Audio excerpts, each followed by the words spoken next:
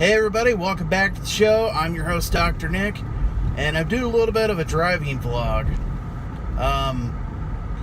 For those who have watched the channel, I haven't really talked about it too much, but I suffer from depression and anxiety and post-traumatic stress disorder.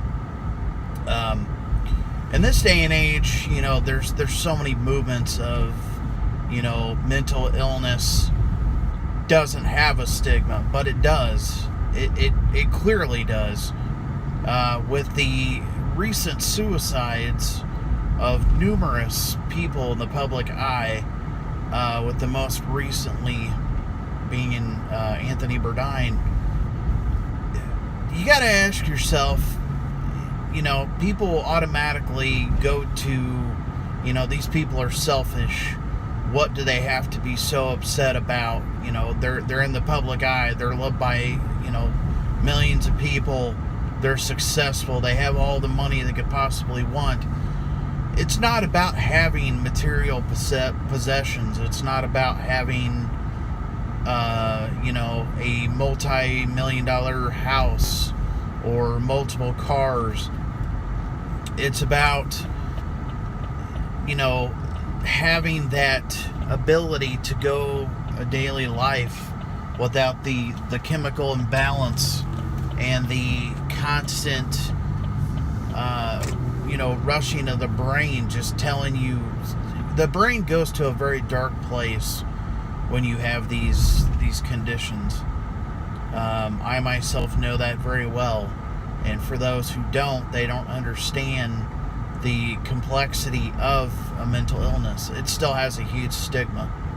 It will always have a huge stigma because nobody wants to talk about it. To be honest, it's more acceptable in this day and age to be a recovering or current drug addict.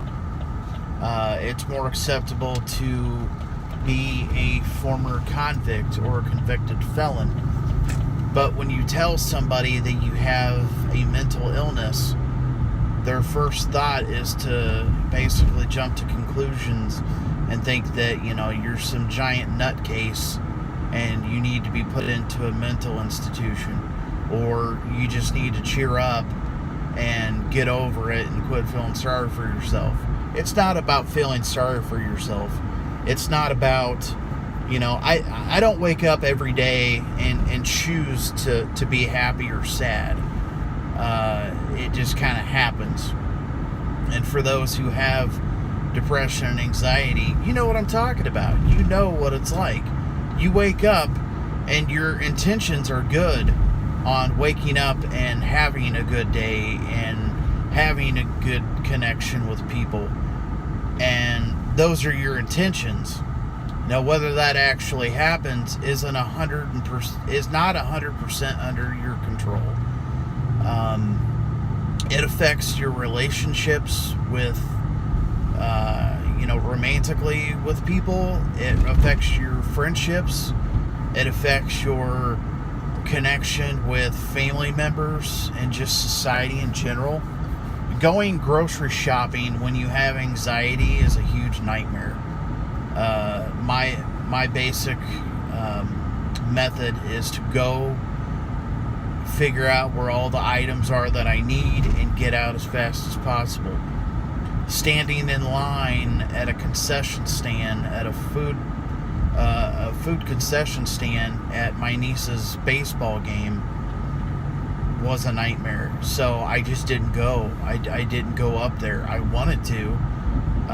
Instead, I had, basically my mom went and got it for me, because being in a social situation, I know it sounds silly, but if I have a friend with me or someone else, it's more bearable in order to deal with these types of things. Now, I'm sure I'm going to have trolls and assholes in the comments saying, quit being sad, you loser, you look like a fat ass, stupid shit. And it happens all the time. And it's one of those things where I really don't care about what other people think of me. I never really have.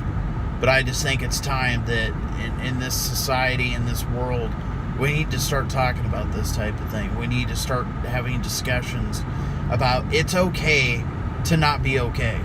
We need to teach our children that it's okay to not be okay. We need to teach everyone that it's okay to not be okay. I've ruined relationships with women because of my depression and my anxiety. I am 33 years old, never been married, had multiple relationships. I cannot carry on a healthy relationship. Majority of the time they can't deal with it and they run away. And they say if somebody really loves you, they will stay with you and help you through anything. Apparently that's not the case. There are people out there, I suppose, who can and will stand by you and support you with those battles. I have yet to meet anyone like that yet. Keyword, yet. It is possible. But like I said, I normally don't talk about stuff like this on my channel. I normally talk about video games, pro wrestling, vintage stuff. It's, Chester Bedingfield. Here was a guy who had a family and committed suicide, and you never know what people are really going through in this world. You don't know what's happening behind closed doors. They may be smiling on the outside, but they most likely are having a lot of pain on the inside. So, thank you for watching. I appreciate it. Leave a comment down below. Subscribe if you liked what you watched. And I will see you all later.